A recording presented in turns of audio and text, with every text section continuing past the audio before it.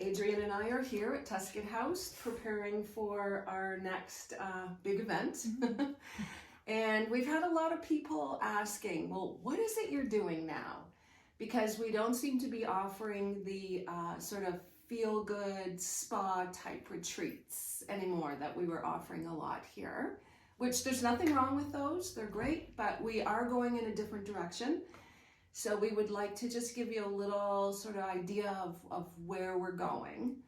And you'll see some things are the same, such as, you know, everything is here at Tuscan House, which is, you know, this, for people who've been here, you'll know, it's this nice kind of cozy, safe space with nourishing food and nature nearby, and just a place where you can really be yourself. Just be who you are, and a retreat in the way that you are retreating from your everyday life. This is your time. And so now what we're doing when you're here is, you know, like I say, it's a bit different, and I'll let Adrienne explain the difference.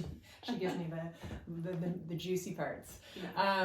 Yeah. So what Carrie and I have been exploring for ourselves and enjoying sharing with others is this concept of, you know, managing versus healing, and what the differences are between the two.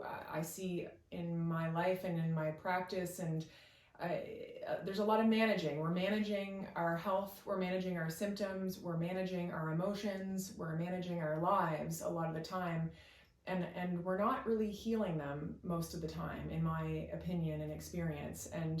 And Carrie and I want to learn how to heal. Like, we want to stop managing, because that takes a lot of time and energy. It takes a lot of energy to manage emotions, a friend of mine once said, and manage our lives. And we want to heal them. And so we start to peel back the layers of what is the difference between managing and healing. And what are we managing, and what is causing these things that we're managing? What are causing our symptoms? What are causing these emotions that we're managing? You know, and it starts to distill into deeper things like behaviors or choices we're making, or things that we are suppressing, or things that we're avoiding in our life.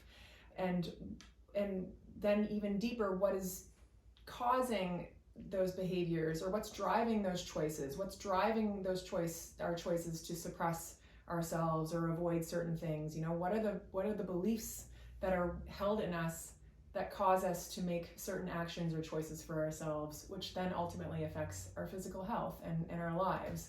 And so this is kind of what we're doing, is peeling back those layers one at a time, and examining that and exploring it. And like I said, Carrie and I are doing that for ourselves in our daily lives, and we're learning so much, and our lives and our bodies are changing so much, and we want to share that with other people in that exploration and examination, so that other people can change for the better and feel better for themselves.